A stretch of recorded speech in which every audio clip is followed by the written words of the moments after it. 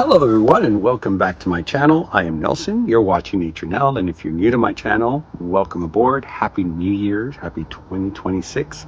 We made it to the flip side and we are all ready for the season. It is about to go into full gear. We have the first of Fort Lauderdale Orchid Society show coming up from the 9th to the 11th of January, and then the following weekend, which I think is 16, 17, or 18, can't remember very well, is the Miami International Orchid Show. Both here in Florida.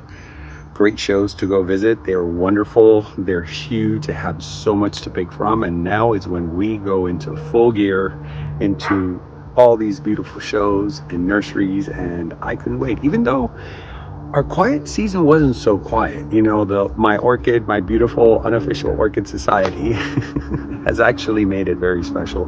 And even making shirts and grouping together and going out and about, it made it so special. Before it was like completely shut down, but now we have something extra to do when we're off season, and it still was fun, and we still got great orchids. And speaking of that, there's plenty in there that are full of blooms, and I couldn't wait to bring you the very first Orchids in Bloom, January 3rd, historical. We are bringing you what's in bloom in full force. I have so much back there. It's crazy. It's been super cold at nights in the 40s, and then now look, t-shirt, it's in the 70s. It goes like that. It fluctuates, but I like it like that because it's nice and chilly at night. So anyways, I hope you guys had a great holiday. I hope you had a wonderful Christmas and New Year's Eve celebration, and I will see you now in the greenhouse. No more chat. All right, guys, so let's start where we always start, with these beautiful blue skies, amazing temperature, beautiful lighting, and lots of blooms. Now, as you guys been following in the past What's in Bloom, I've been showing you guys these beautiful Schomburgkia Louise Fuchs, or Myrmecophilas Louise Fuchs. They are just blasting with buds. Look at what a gorgeous flower. Now, I did tag this, but this is one of my oldest ones, so I'm sure that the tag got lost. But I'll put it underneath, and it smells so good. These have a very strong fragrance. So if you guys want a Schomburgkia slash Myrmecophila that has a lot of fragrance, and it's a big flower, this is one. And it's a very popular one, so you can find them in most places. They do run you a little penny, but they are a great Schomburgkia that'll constantly be giving you flowers throughout the year, and it blooms a lot. It's not one season. At least for me, it doesn't. Like, some of these are one season. Like, this is a one season. I forgot the name of this one. And these are Tibacinus, which are also one season. But that one goes throughout. Now, this Josephine Vambrero, pure, no cross in this one with anything else, because usually JVBs have a cross with something, but this one is a total JVB with no cross.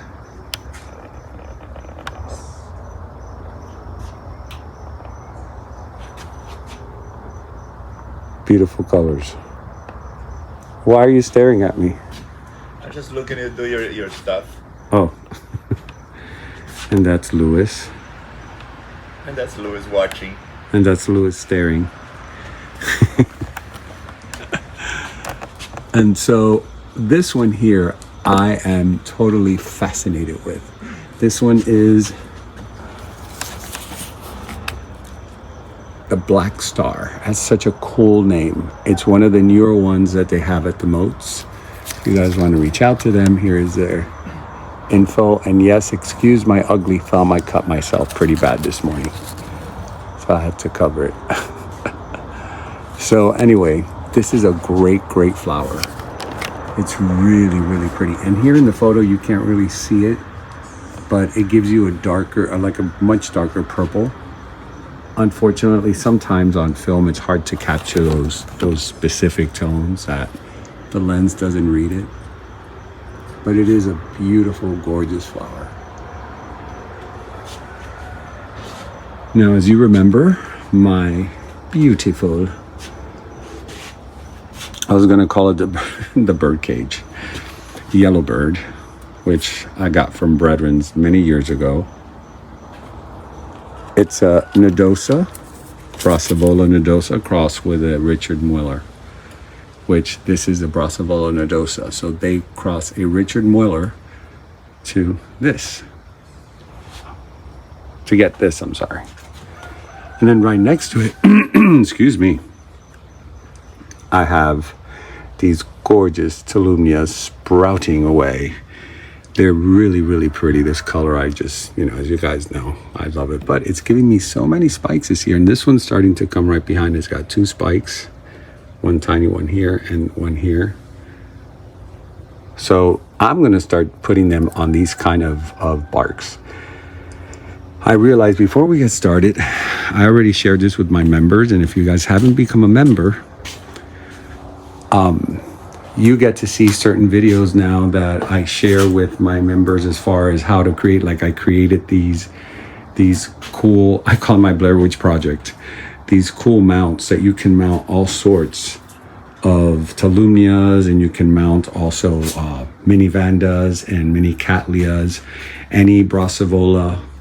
I love this one. Like this, you can add here, you can add here and here. I love it when it drops, because when you fill it up with whatever, let's say Tempenses, you can make this whole area Tempenses. It'll shoot the flowers out this way, and then with Spanish moss, it becomes this gorgeous art piece. Of course, this is just the bark, right? So you don't evaluate just the bark. You evaluate the shape that you're going to get when you have all those orchids growing off of that one piece. You can do the whole piece, or you could just do one arm like this and make it very minimalistic, like out of a branch.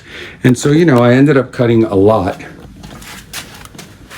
from our tree, because we had we sold our tamarind to the buyers that come here and ship them to New York. And so they actually cut the branches that they need the fruits from, because it gets too big. And so I take the thicker ones and then I cut them and create a mount. So I have from small ones like this, it's just straight, see, with a hole pre-holed, and like that, and you can do something really cool with just one mount. Or I have, you know, the much larger ones that you can do. And I love these weird shapes, see, because these will give you a very cool outcome when you start putting orchids on there. So anyways, that's what I was doing. And in my members video, I did the whole entire process on camera and showed the easy steps on creating it, and what you want to do and how you want to place them. And maybe when I'm ready to put my Tolumnias or whatever I decide to put there, I'll do another video for the members on the placement of the orchids and the best way to mount them, and to add your Spanish moss and anything else that it may need. Because not every orchid needs sphagnum moss or anything. Some you can do just straight on. Like Tolumnias, usually you don't need, maybe a little bit of cocoa husk, but you don't need a lot. And neither do you need for oncidiums. You could just do it straight on. Cattleyas the same way. But you know, there's some like Phalaenopsis and that do need a little bit of more moisture, but I can teach that all in my video once I decide what I want to put, because the shows are coming up, and you know what that means. Project. Anyways, let me reel it back a little bit, because I can't overload myself with too many projects. But look at this, guys. Look how beautiful this looks right here. This little row right here is just a little piece of heaven. This one here gave me flowers about a week and a half ago, maybe, or a week ago, and it's still going strong. I believe this was a gift, or no, maybe I bought this at Orchids in Bloom. I think I bought this at the show. I can't remember. Now I'm really starting to forget, because there's way too many. Before, when I first started, I remember everything, where I got it, who I was with. Now it's getting a little harder. These here, which are 2 separate ones, as you can see, and I'm going to show you, because that's the reason I've been doing my lovely tags and big enough that way I don't have to zoom in so much. And these are these gorgeous little dainty white petaled orchid flowers. Their labellum alone is a work of art. Look at that. And how consistent it is through and through, every single flower. And what I like about this orchid is it gives you so many spikes. It's not just giving you one spike, it'll always give you multiple spikes. Now this one is a smaller one, so it's gonna give you maybe one or two. But this one, it has 1, 2, 3. I thought I saw 4. But anyways, still, what was I gonna say? A seasonal bloomer. It only blooms in a certain time of year. At least in my greenhouse. I don't know how it is in other people. If yours blooms multiple times, because I have one in there now that it's blooming. It's not supposed to bloom until I think it's March that they start blooming. But anyways, it's in full bloom right now. But let's stop and look at this beauty cranberry and yellow that I got from, hold on, let me pull this over because I don't want to crush anything. Camila's Garden. Of course, it's on the other side. Bob Crowder. Rhincolalia cattleya, RLC for short. And I bought this in buttons. And look what a beautiful flower it is. That is just gorgeousness put together. Great combination. Now you'll see me pass through some like this. I have it in my other What's in Bloom. So just go to if you see something that I didn't cover, I may have it in the last What's in Bloom because there's just way too many. Like this Brassavola that was sent to me from Hawaii. It's a beautiful Maikai alba.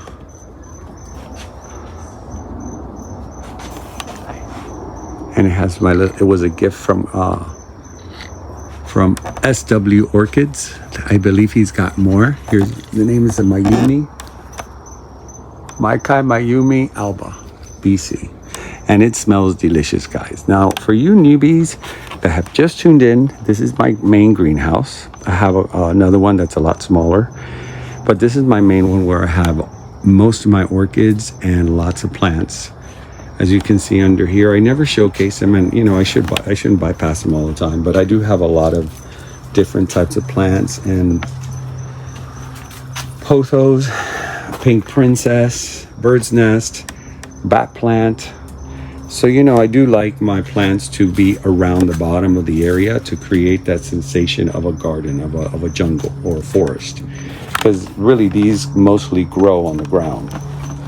Some bromeliads do grow on trees, but if not most of them, but some of these don't. So I just kind of keep them all on the ground just to give that effect. But you see, this here is all tamarind wood. And I decided to do sort of like a sculpture in this pot. I put a huge oncidium here on the bottom and all mini Vandas, and they took to this bark immediately. They really loved it. Look at this. This has only been here maybe a year. It took really quick. So when you get a mount, and you put your orchid, just make sure that the orchid is pressed against the back really well, and make sure it's on the side where the roots grow. You don't want to put it on the opposite side because that could cause problems. And you'll see it. Like cattleyas, when you look at a cattleya growing, here, this is a better, see how this is growing out? Well, this is the front. It'll continue growing out. So if I were to mount this, I would mount this low and flipped up like this. So that way it continues growing up. Or the other way, you can put it upside down, but on the very top, and allow it to grow all the way down, which that's probably how I would do it. I think it would grow more natural that way. So when you do your mounting, make sure you mount it on the right side. Now let's go here to this beauty right here. This was a anniversary gift I received from Terry, my partner in crime at the shows. And she gave me this at Fairchild from Bernard, BL Orchids. And we fell in love with it. We're like, oh my God, we have to have one. And I didn't remember seeing this before, or for some reason I forgot about it. And Terry, I believe, got one, and then she got me one as a surprise gift. And look, it's flowering.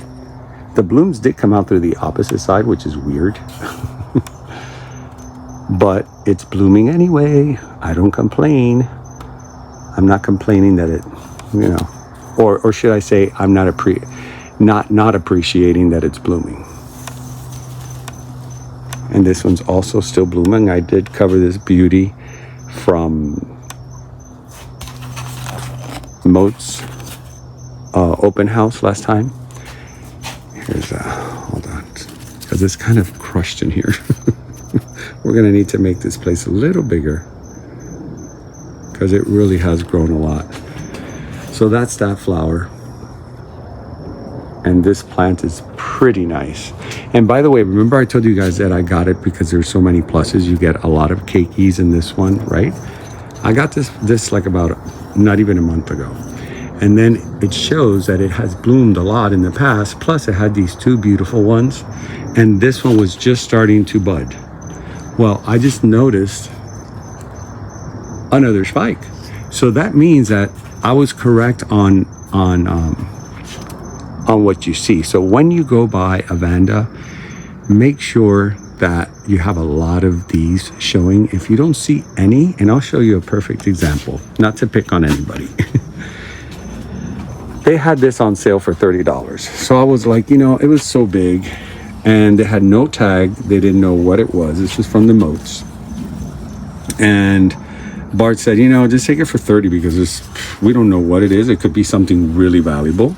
Or it could just be, you know, a JVB cross, which is still beautiful. You know what? Like Laz says, there's no such thing as an ugly orchid. They're all beautiful and special. And so what I did notice right away was that there's absolutely no spikes on this. But it's a gorgeous Vanda. It is very healthy. I got it. It's going to be a whole year now that I've had it. It's got several babies growing. And I don't mind having it there, and it will spike eventually, but it may not be a heavy bloomer the way others are. So if you're looking for just heavy bloomers all the time, then like this, I'll show you this one. This is my golden doubloon. It's not a heavy bloomer. Right now has no spikes. You would think this is full of spikes, not one.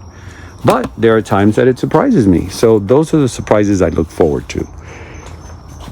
All right, let's go through here, through my little Vanda lane. I made this little Vanda lane. Look at how many Vandas are in bloom. And I have more on the other side, which I'm going to show you guys. They're gorgeous. This was a gift. I did show you guys this from the last, what was I going to say? What's in Bloom, I believe it was. And I had an unboxing maybe.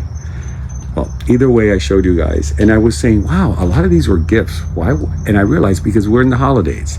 So everybody that gives me gifts in the holidays, they know I love orchids, so they'll give me an orchid in bloom. So since orchids are pretty clockwork, this is why I was trying to figure out, it's strange that most of what I showed was gift, which doesn't really happen like that. But this time around, it was a lot. And then I said, that's why we're in the holidays. So a lot of the things that you guys have given me are in bloom right now. So thank you for helping me make my greenhouse very floral and have something to share with, you know, all the viewers out there. And you can learn something new from each gift that I get. And this is a Xena. This I did buy from Banyang. It's a beautiful, and again, it's also in the last What's in Bloom. This is something I'm really looking forward to seeing, because this is from Carlsmith. This is a Napoleon or Napodal. Hold on, I always say it wrong. Yeah, Napodal Delight. Kroll's, Thailand. This flower is so pink. It is super, super pink, but we're gonna wait for that. This, speaking of pink, is my crush. Look how pretty, guys. This is not supposed to be blooming till March. And it gave me, it's already on its way out with some of them, but it gave me so many beautiful blooms. Some of them I had to guide them out because they were getting crushed by the leaves. You know, they're kind of silly that way, these flowers. They grow where they're not supposed to be growing. But this is the Annie Bell. Miss Annie Bell from Kroll Smith. Here, let me show you.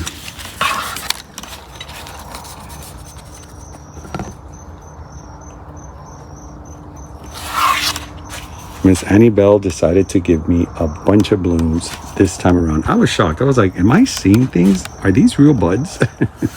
Or is this new growth? But look, she wanted to surprise me in the winter, and it's really pretty. Now, I'm the type that I like balance. And last time, if you remember, it had, the flowers were all pretty balanced. It was 22 of them, so it was a lot more. This time they grew separately, you know, which they normally grow all together, but they kind of grew a little bit separately.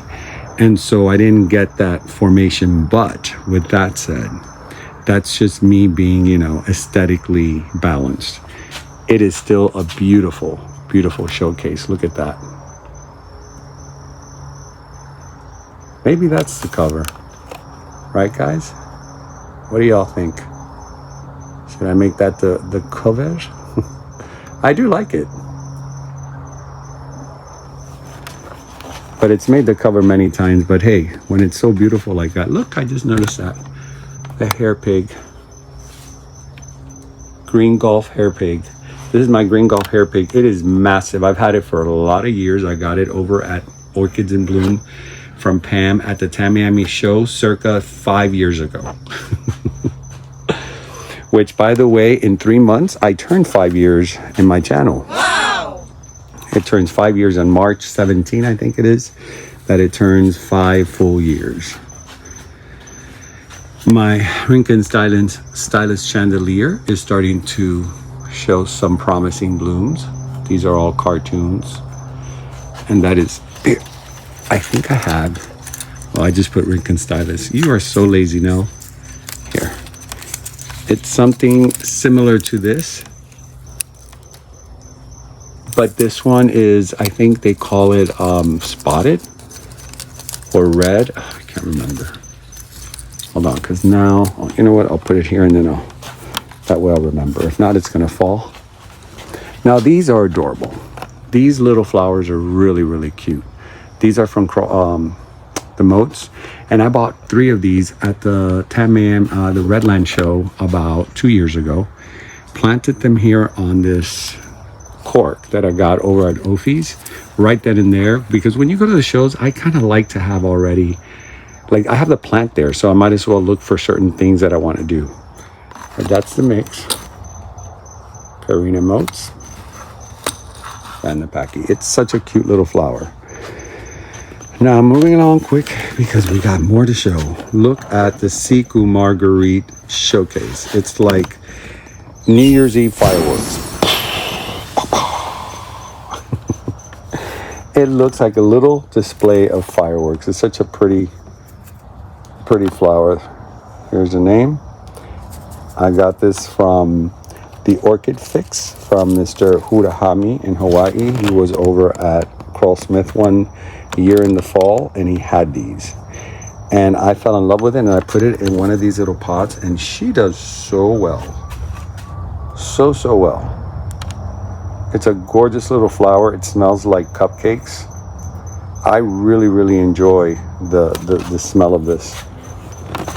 Because it's like such a tiny flower with such a strong. There's the actual flower, because from far away you can't really appreciate it. And right above, the Volcano Queen. This one is a long-term bloomer. I have shown you this. I believe it made the cover, but look. It has another bunch of flowers coming out. This was from my friend Vicky, Vicky's Orchid. And I got I think 3 of these. Yeah, I bought 3 of those and I put them in there a couple of years ago. And again, once it's the same, if you put the same species or the same type of hybrid, and you know they all kind of came in the same cluster of order, if you want to do this, is excellent, because most likely the flowers are going to be very similar. Not all the time, but most likely. But they will adapt easier. It's not like putting 2 different types. They don't like, if you put 2 different types, one is always going to beat the other. So you have to keep them, in the same types. More of my, I was going to say microchip. I started the year forgetting everything. Spotted charm. But again, I did show that one in my last video, so I don't want to be too redundant. Oh, you know what I didn't show? These Rincon stylists that are all beginning to bloom. Look, Pam, you gave me these last year, right before the big show at the temple. Look how beautiful. These are giganteas. This one is a yellow-green gigantea. Look how pretty that is. And then this one right next to it is also looking very promising. Can't wait to see the colors of those. And I have more up there. Where is it? Right there. This one, I think this is the only one that's not shooting a flower yet. Oh, and there's one right here, look. So yes, the ones that you gave me, Pam, are doing amazing. The Marier, Vanda Marier, this is a species. And boy, do I love this flower. Look at the back color and then the beautiful front color. That cranberry and this is tomato color, because it's not really cranberry. This is more like a tomato red, because there's a little, not even orange there. Well, you know what, you can say cranberry, but it's not full cranberry. It's like tomato with a little bit of cranberry. It's beautiful. Wow, now you really obsessed over that red. I was really trying to give you guys a real description, because like I said, on film it doesn't show the same. And here is my Bangkok sunset, who is showing me a promising bunch of flowers. Now this one is going to be blooming probably in the beginning of spring. It is a slow bloomer. But if you want to kind of see what they look like, it looks something like this. But this is not a Bangkok sunset fully. This is a hybrid that I got from my buddies over at Plant Madness, which I believe are no longer here in Florida. Very sad. But this is a Bangkok sunset cross with a Juliana. And I went crazy for this one because look, it's got another spike in there. It's a heavy, he did tell me it's a heavy bloomer, but it had two. And I was like, oh, this was last year at the reptile show. I got this. I was so happy to see them. And then that's when they gave me the news that they were moving to California. So now I don't know if I'll be able to see them again, at least for a while. And when I go to California, maybe I'll pay them a visit. But now at the shows, I won't see them. And they have such good quality plants, man. Their plants are really, really good quality. As you can see, look at that. It's just very healthy. Again, I'm doing this for my buddy Judier. He is obsessed with this Vanda. This is a Josephine Vambrero cross with a Kowadi fragrance. Here, let me show you real quick. This makes it easier and I can release the video much faster if I show you the name. So anyways, he goes crazy for this. He wants this one in particular, but I told him it's a toss-up. You just got to find the Kowadi with JVB that'll give you this exact tone and shape and pattern, because they're seedlings, so they come out different. And I've had this for, if I tell you guys, this was way before I started my channel. I bought this with Laz over at the Redland show. I didn't know a person out there, anyone. I was on my own with Laz, and he's the one that told me, you need to get an upgrade. You need to get Vandas. And so because of that, I ended up getting into Vandas, and it was that one and a Renanthera. Oh, this is the one that made the cover. Well, look, it's still blooming, guys. Look how beautiful that looks. This is a blue twist right here. Blue twist, very easy peasy name, and it's such an easy peasy dendrobium to keep. It likes a little bit of moisture, and it shoots beautiful spikes year round. It's another one that's not like just seasonal. Now this one I did show you guys before, and it's like my other Bangkok sunset cross. There's your name.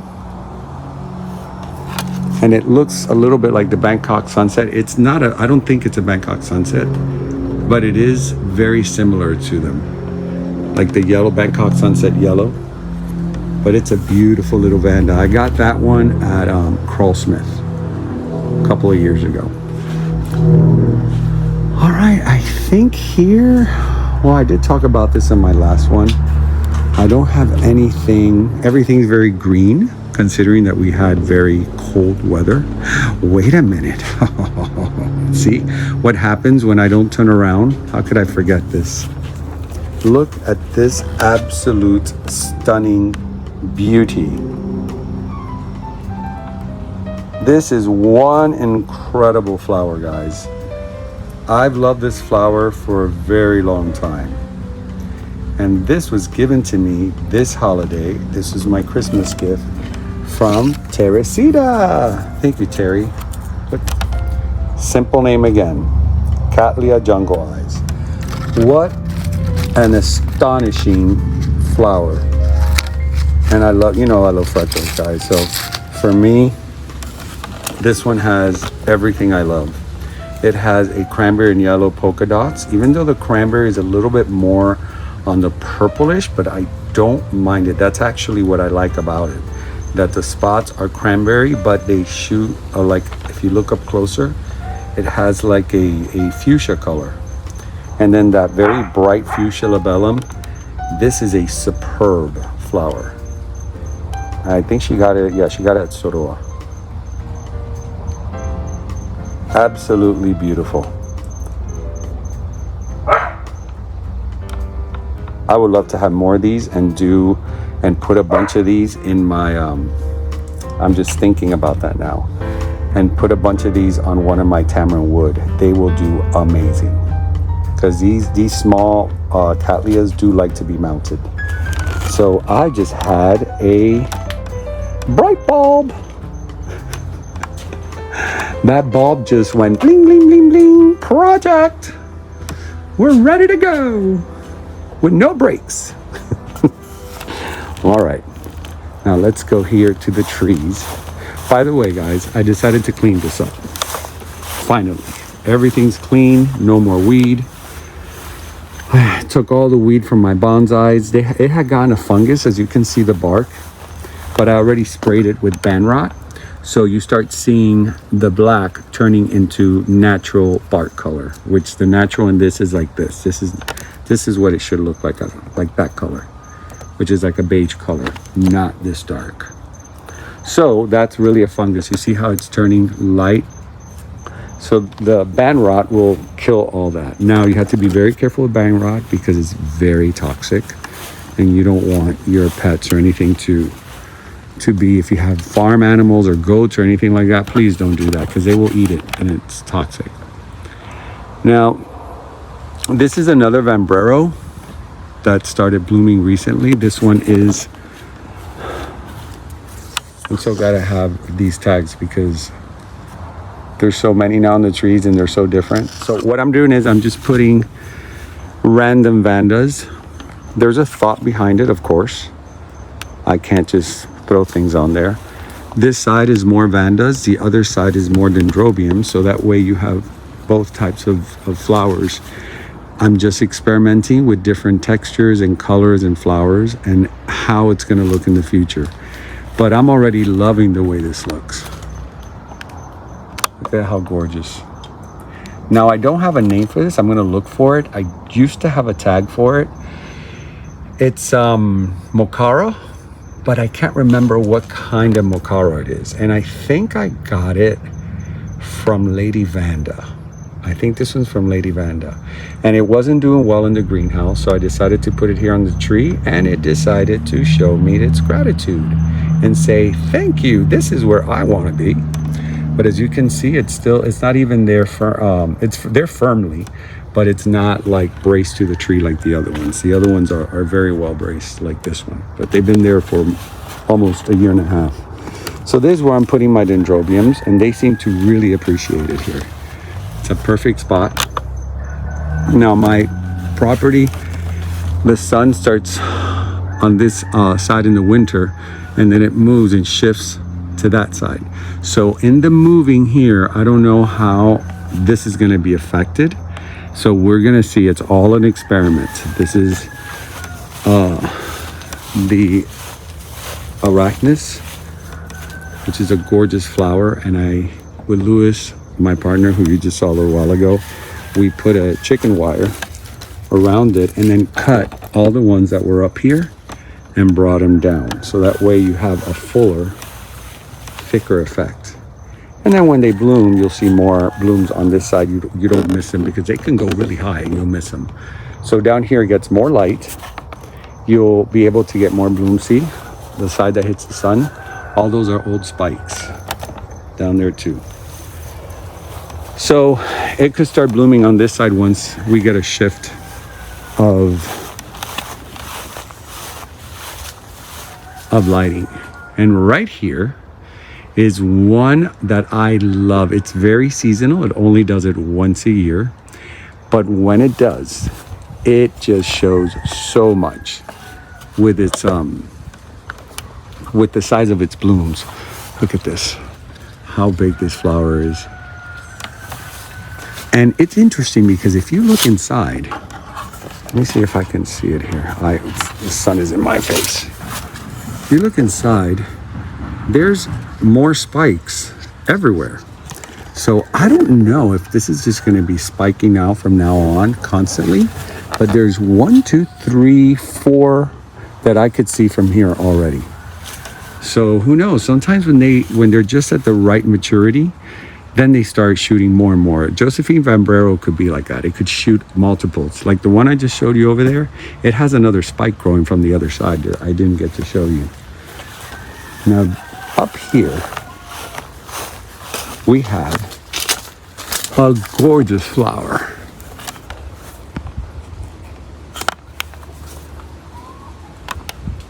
It's the Vanda violetta. I don't know how clear it's going to come out because I can't see what I'm filming, but hopefully it'll come out clear. It's one gorgeous one. The only thing I don't like is that I planted it with Lazaro too high up, and so the flower always comes up on that. So what I'm looking into, it's got several roots coming out already. Cut it and bring it lower, because you can do that. Once the Vanda has roots on the upper side, you want to cut below. Like I would take probably right under here. It's got 2 nice big roots. It could hold very well, and then put it down here. And once it blooms, I already know it's a bloomer. I'll be able to appreciate it and smell the fragrance, because the fragrance, yeah, wait, hold on a second. I got an idea.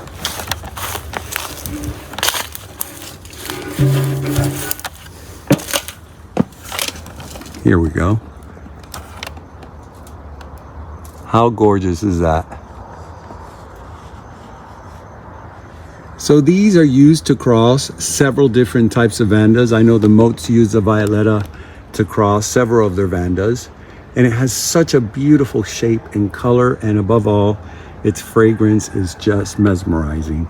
And it has the name Violetta for a reason. It smells just like violettas.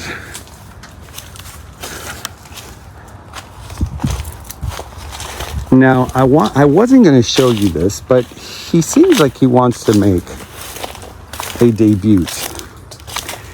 Here's my latest little pet, who we decided to finally, as you guys know, I went to the reptile show last year and I was dying for a tortoise. And I was like, oh, but I don't want a small one. He just scratched his eye. And mosquitoes, there's ants everywhere, which is, I'm not happy about that. I don't know what's happening. All my neighbors are complaining about it.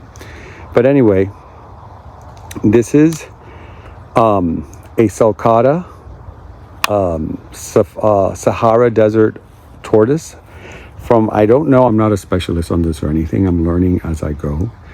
And we decided to build this little pen for it. And it loves it back here. It loves to graze on the grass. It loves to eat a lot of like veggies. I think Louis put, come here, Papa. Are the ants bothering you? Anyways, his name is Jonah. He's a little bit shy because he's still getting acclimated to our area. But he is quite the handsome bugger, and he loves to go around the whole edge of the fencing. Right, Papa? Oh, it's those. Oh, I see why he's doing that, because there's a you know those no-see-ums, those little bugs. See, they get around his eyes and it bother him. I know, Papa. Those no-see-ums are horrible. I hate him too. But he goes pretty quick. Sometimes you think he's not really, he's just sitting there, and all of a sudden he'll just book over there and take off. We made him, well, we meaning Lewis, but in this one I do have to say I did help. And I did partake in it, but we made him this little tiki hut right here with his food dishes, his water dish, and we made this tiki hut that has sand inside, play sand, and hay. And so at night with the cold weather, he goes in there, he digs, and he presses himself against the corner. And Lewis cut a bunch of these arecas, and look how genius. He cut them and made them into a fence. And he coiled it with wire. So this side is very chic. He's very Tahitian chic. Is it Tahitian? Yeah, from the Tahiti Islands. And so we decided, I said, you know what, we need to insulate it. So we cut a bunch of the areca palms, and I stuck them in the holes of the fence, and so it holds. It has a roof, but on top of the roof it has that. So there's a lot of insulation for him. And turtles could handle cold weather. As long as it doesn't consist for too many days, they can handle cold weather up to even the 40s. If it would be like in the 30s, I would bring him into the house. And down here, it never really goes to that. And when it does, it's for like an hour, and then it's done. But he's a happy camper. He eats everything that falls. Papaya, loves avocado. I'm sure when mango season comes, he's gonna love it. But we do give him mostly greens, because you don't want to give him too many sweets. It's not something that, and these guavas, when they start producing, he's probably going to start eating the ones in the ground. So I told Lewis, we have to keep an eye on, not letting him overdose on guava, because I'm sure he's going to love it. He's really hating those little, those little no-see-ums. So anyways, that's the latest member to the family here at the NatureNel Ranch. And he is loving it, and I'm loving that he's loving it. All right, one last view here, so I don't want this to get too long. And I have to tell you guys a couple of things before I close. My lipstick plant doing gorgeous. Roxy gave me this from Orchid's 365. And it's such a cool flower. It does look like lipstick when you look at it, because it first starts with this little crown, and then it pushes the lipstick out. And this is one of her containers that she makes, one of her pots, should I say.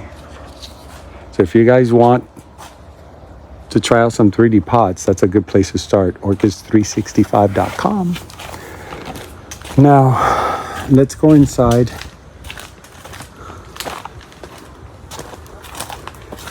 The quick tent. I got this tent several years ago. I actually have a video on it where we build it. I believe the intro of the show shows Lewis tightening the screws on it. And unfortunately, it's the weather here is very tough. So the humidity here is so high all the time that he had to recreate something there in the corner with a elbow PVC. So many spiders. Because the rust just fell, and so I had to do this for now until I can get a better piping to cross it across and see if it'll work. But it lost the main, see right there, the main one that holds it. So we have to figure out a way now of getting a 4-piece or making it a 4-piece and trying to lock them in there. But for now it holds pretty well. It's just that it collects water. But look at these beautiful dendrobiums, how they are starting to put a show. And these do have a great smell. I got these, I believe, 2 years ago. Yeah, 2 years ago at Orchids in Bloom. And I'm drawing a blank on the name of this one. Hold on, let me see. It's a simple name too. Dendrobium Spring Dream. There we go. It's just so, so cute. And it's getting ready to shoot way more. See the one in the back? So this little tent here in the spring is going to be very, very loaded with orchids, because look at all these spikes. Almost every single one has spikes. Well, not every single one, but a lot of them. And if they have two spikes on a lot of them. Two here, two here. So it's going to be very colorful in here. Once they start all opening, we have some bulbs here, some here. It's still too early, guys. We're like in the first week of January. So the fact that I have this many things in bloom, it's pretty promising for the spring. Now, the only question I have is, did the season force the plants to bloom too soon? Or is it going to be a parade of orchids? What do I think, you ask? It's going to be a parade of orchids. I think it is. Because I'm seeing a lot of spikes. Even my Hoyas have peduncles everywhere. So I believe everything is going to start having color. I love looking across and seeing color everywhere.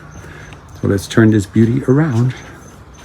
That is the end of today's tour. I hope you enjoyed all the blooms and all the ones that are ready to come right up the pipe, because there's a lot of spikes coming out. Now, I know a lot of you are probably asking, and if you stayed this far, you're going to get a little bit of a treat tip.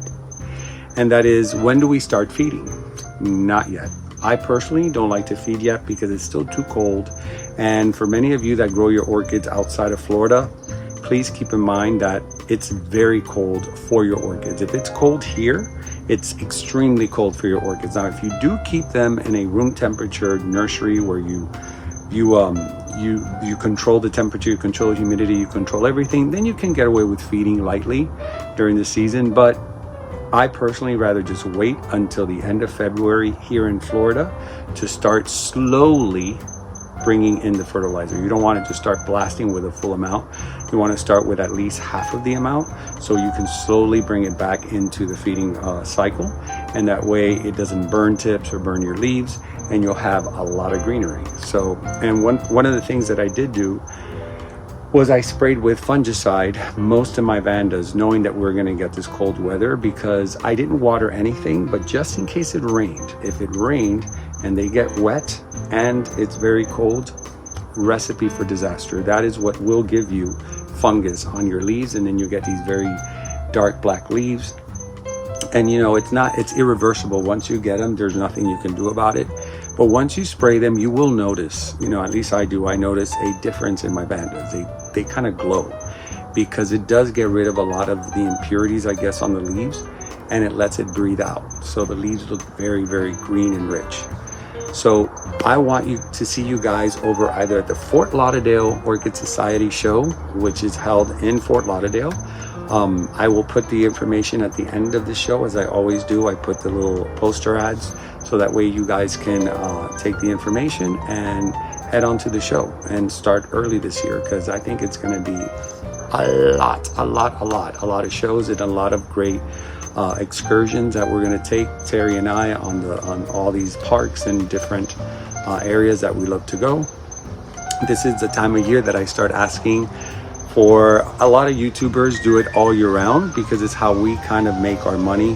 We make our money through membership, and we make our money through super thanks, the ads that play. So that's how we kind of make some income to offset a lot of the expenses that it takes to do all these shows, and the time that I need to take out of my work that I don't make money there to make these videos. And I love making these videos, but sometimes it does take money from my own pocket, or should I say it always takes money from my own pocket, from my job, because I have to miss days. So during these heavy seasons, I do ask you guys if you can help out a little bit with the channel. It doesn't matter how much you want to donate. I highly appreciate it, because that's how we get fired up to go to all these events, and a lot of them are outside of Miami, so I have to travel, I have to book hotels. So with all that, I'm able to actually travel down to all these events and bring it to your home. If you can't come and partake in those events, you live vicariously through these videos, and like I always said, if you visualize yourself there, you will end up there. You know, I visualized myself with a turtle and I ended up with a turtle. And honestly, I didn't obsess over it. I just told Teresita, I really would like to have a land turtle. I just don't know when I'm ready for one. But hey, the opportunity arose. It was a perfect opportunity. And we built this little area. It seems like everything is in place for the turtle. And it's going to be a fun journey to take with you guys, because, you know, like my cats and my aquariums, I love to share my passion to nature, and it doesn't just it includes other things, but it doesn't just mean showing you guys orchids. So there will be the Tamiami show, as I said briefly earlier, and after that there's many more coming. I don't have a list right now, but that's when it starts wrapping up. But I am super excited, super stoked. Get your orchids and bubbly shirt, or should I say bubbly and orchids shirt, for the shows. I would love to take pictures. This is what I'm going to do. Somebody sent me an email, the family, the Delphs. So hi Delphs, they were so sweet. They sent me such a great email, such a nice gesture with what they said. And I hear that you guys, I'm a daily household staple in your home as far as videos go, and I really appreciate that. Thank you so much. And I really do hope to see you and take pictures. Their daughter reached out to me and she wanted to know if it wasn't too much of a trouble for me to say hello and take pictures, because they really love my channel. And I'm like, are you kidding me? Of course. What I'm going to do is I'm doing now the shows before the show. So when they're set up, the locations have actually granted me access to do the behind the scenes when they're loading. And I find it's way better for you guys, because you get to see it come out before the show starts. It alerts you, it encourages you to go and have a great day at one of these shows. And it also lets you see what they're putting up in their booth before anybody else can see them. So you get almost like a VIP to these shows way before anybody can see what they have. So it's a big perk for my viewers, and it's something that I thank greatly from the Moats family, from Kroll Smith, from Pam over at Orchids in Bloom, Fort Lauderdale Orchid Society. You guys, everybody lets me go in before to do this, and I think it's a win-win for everybody. It really is. So we're going to continue this year. We're going to have fun doing this, and like I said, super thanks is just a button away, and that helps us a lot. So I appreciate you guys with the bottom of my heart. I appreciate the members very much. I am so happy to meet you guys. You left your names, and now I know who's a member I didn't know before. But now with your names, it makes it much easier. And some of you who are friends of mine, I didn't even know you were members. You never told me. But anyway, that shows how humble you are. So thank you. So that's the end of the show. Oh, and guess what? I knew there was something. There's so many things that happen. The puppies are ready for adoption. The puppies I found, and they have their shots. They're neutered. They're trying to adopt them together because they're so bonded that it would be a crime to take them apart. So if you can find it in your heart, not just to take one, but to take both. They're tiny dogs. They're not big. They're not going to get any bigger. I think they're at full size. They're still young though, as you can see in the pictures. And they gave them their shots. They have their chip. They got groomed. They got a what they call a dip. That's got rid of all the fleas. They got neutered. And they are ready to go. And if you guys adopt them at Paws For You, it would be so special to me, because the fact that you're a viewer and I can keep, I was gonna say I can keep tabs on you. No, I'm just kidding. I can keep up with what's going on with the doggies, because I really fell in love with them. I couldn't keep them here due to my 9 cats. But I would love to know, I'm finding the word. What is the word? An update, that's the word. I can have updates on the puppies and see how they're doing, and just follow their life journey. So if you guys want to adopt them, their name is Dawn and Julio. So yes, it's a cute name, Dawn and Julio, and they are ready to find a beautiful home. So call Paul's for you right away, and let them know that you heard it on my channel and that you're there to rescue those two little critters. And I had them for 2 days. I can tell you they're wonderful, wonderful. They're perfect for the home. I was surprised they were so gentle, and they didn't try to attack my cats. They were just curious. But it was just too much for me, and I was right there, and I said, if I do that right now with everything that I have on my plate, something's gonna be, and it would have had to have been the channel. I didn't want to do that. So anyways, guys, I will see you next time. Hopefully I will hear an adoption happened. My name is Nelson. You're watching NatureNel, and remember to always keep it green. See you at the shows. I want to take pictures with you guys.